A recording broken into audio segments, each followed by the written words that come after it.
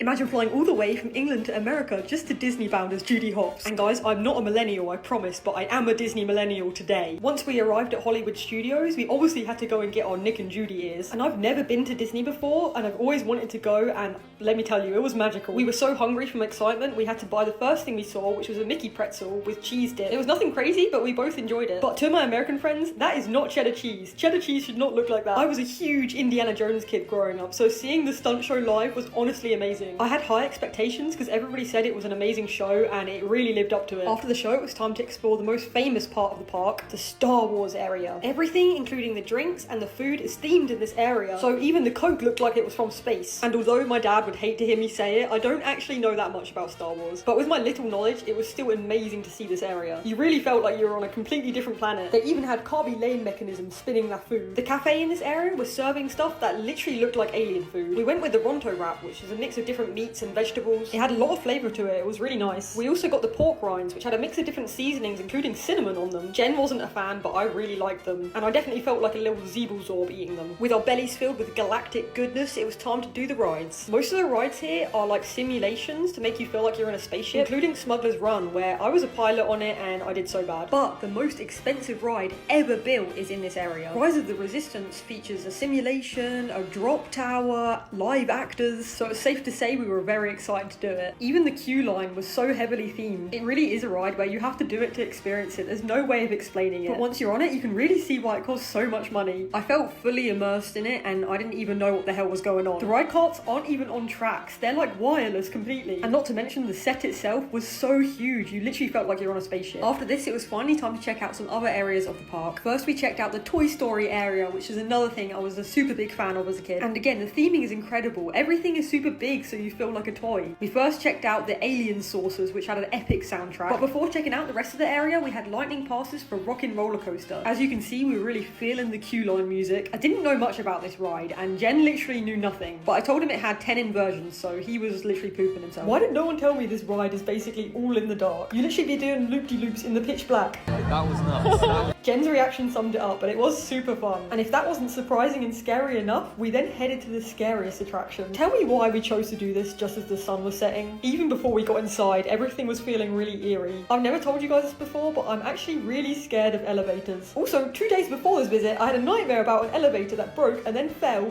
and then the doors opened and it was just a void. Can you guess what the theming of this ride is? Yup!